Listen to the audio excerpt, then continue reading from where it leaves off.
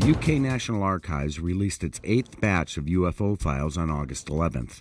Many different types of cases are within the 34 files, which contain about 9,000 documents and cover from 1985 till 2007. I think in this last batch, what I think is really exciting is the people that it talks about. One of the important cases was from the 50s, and this was a case where jets were scrambled.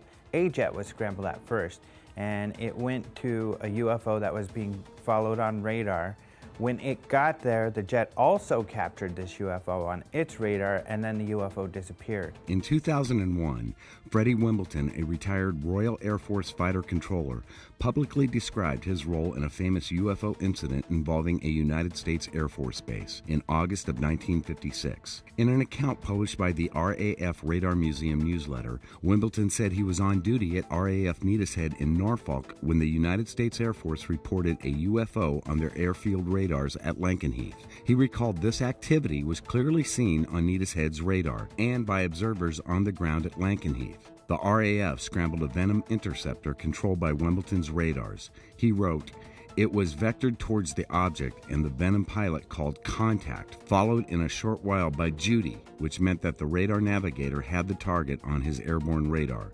But then he called, lost contact, more help. He was then told that his target was now behind him, and it remained glued in that position. Following the Venom's every move, a second Venom was scrambled, but it never got within 20 miles before the target sped off, climbing at terrific speed." Wimbledon said all personnel involved in the incident were quizzed by HQ Fighter Command, who stressed absolute secrecy. He wrote that when the details of the incident were publicly revealed by the United States Air Force in 1969, the MoD said records of the incident had been accidentally destroyed. The incident is also mentioned by retired MoD official Ralph Noyce, who, in a letter to the MoD in 1986, said he had been shown gun camera film of UFOs taken by RAF Venom aircrew at a secret screening in MoD main building in 1970. In 2001, MoD said an archive search had confirmed all records of this incident had been lost or destroyed. This was an official inquiry made by a guy inside the ministry, and he couldn't find the footage.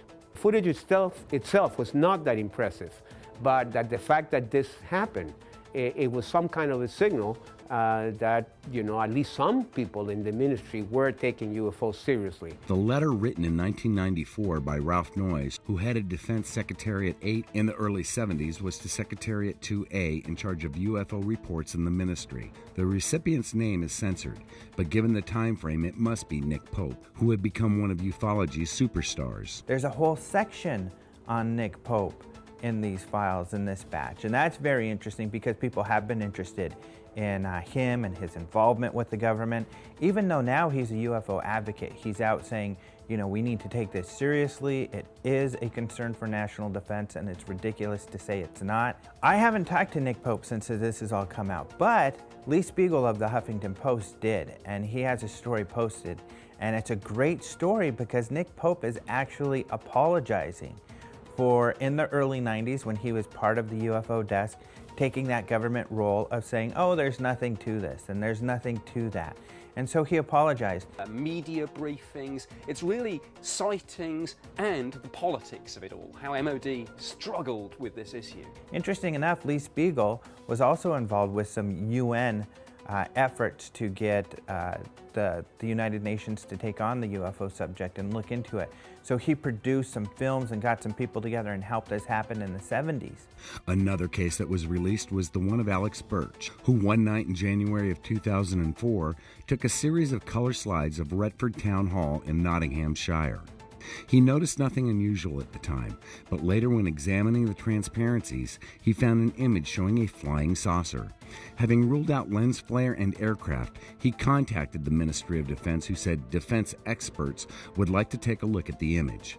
Alex delivered his transparency to the MoD main building, and it was sent to the Defense Geographic and Imagery Intelligence Agency in July of 2004.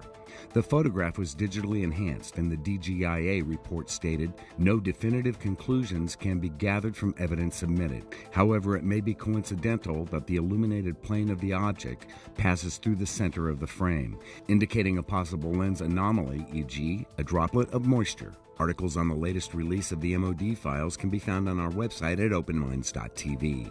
Click on the articles section. We will be updating the site with more stories over the next few days.